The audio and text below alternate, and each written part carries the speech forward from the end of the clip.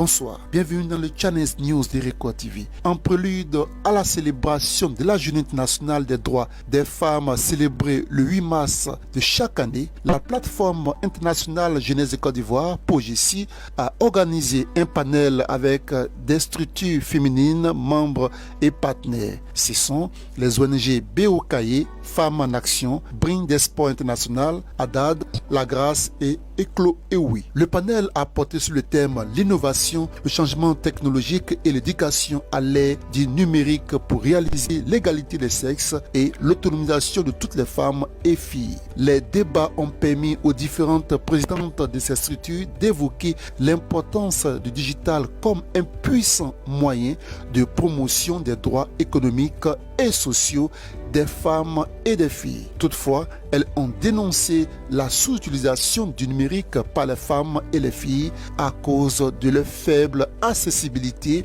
et de la mauvaise utilisation des réseaux sociaux qui dégradent l'image de la femme. Des recommandations ont été faites à l'endroit des pouvoirs publics et de la société civile pour améliorer l'impact du digital dans la réalisation de l'égalité des sexes et l'autonomisation de toutes les femmes et filles. Je pense que l'utilisation du digital aujourd'hui est une réalité dans nos vies et toutes les femmes ont un Android, on va dire la quasi-totalité, mais la question se pose sur l'utilisation et qu'est-ce qu'on peut en faire. Sinon, on sait très bien qu'au travers de cette digitalisation, il y a des femmes aujourd'hui qui se sont mises à la lumière, qui ont créé des activités génératrices de revenus. Mais malheureusement aussi, l'autre côté qui est un peu sombre, c'est que cela a ouvert la fenêtre sur pas mal de débauches aujourd'hui qui ne sont pas qui desservent la femme. Donc, ça a été un très bon échange parce qu'on a vu avec différentes présidentes des associations, des femmes qui sont dans le monde agricole, des femmes qui sont là, qui dans divers secteurs d'activité. Aujourd'hui, les VBG, que les violences faites basées sur le genre, est une triste réalité. Généralement, chez nous, en Afrique, la digitalisation a permis quand même de mettre à la lumière pas mal de fléaux, un peu de ce genre-là, et permettre quand même à notre État de voter des lois pour pouvoir protéger les personnes vulnérables. Vraiment, c'est pour nos droits que les États-Unis ont fait ce degré ça. Donc chaque année, nous participons, nous payons dans l'épargne, soit nous partons à Korogo, soit à Bangourou. Nous-mêmes, nous fêtons, c'est notre fête. On a eu beaucoup de droits. Maintenant, la femme peut conduire l'avion. La pause a vu qu'à Bobo, ici, il faut un panel aussi. On va au plateau pour faire panel. Pourquoi ne pas faire pour nous à Bobo ici? Donc, l'idée de la pause a été excellente. Excellent. Et petit chapeau à la pause, tous les dirigeants de la pause. Il faut dire que la Journée internationale des droits des femmes, c'est pour nous une opportunité donc, de pouvoir dans le monde entier faire le bilan de ce que les femmes ont pu avoir jusqu'à aujourd'hui. Quand on dit avoir, ce n'est pas un mérite.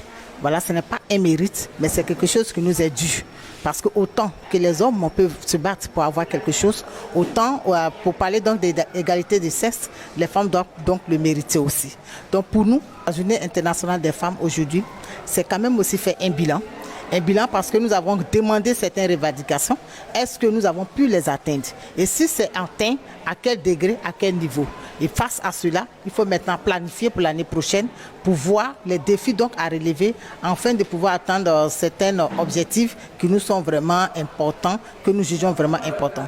Donc pour nous, le 8 mars, c'est tous les jours, c'est vrai, mais de façon spéciale, si c'est donné pour nous, il faut vraiment continuer à faire la lutte parce qu'il y a beaucoup de choses qui, malheureusement, ne sont pas encore acquises donc à la femme. Nous saluons l'initiative prise par la POJECI. C'est une très belle initiative et nous espérons que les années à venir, cela puisse se perpétuer parce que c'est l'opportunité pour les femmes de pouvoir s'exprimer, également interpeller nos différentes autorités sur l'importance également de former, pas seulement celles, comme je l'ai dit, dans les villes, mais également aller au-delà de notre communauté, mais aller directement aussi vers nos femmes qui sont dans ces régions-là les plus reculées, qui ont également besoin de cet outil-là, pour elles aussi se faire connaître, se faire entendre, parler de tout ce qu'elles vivent et qu'elles n'ont pas la possibilité de dire de vive voix.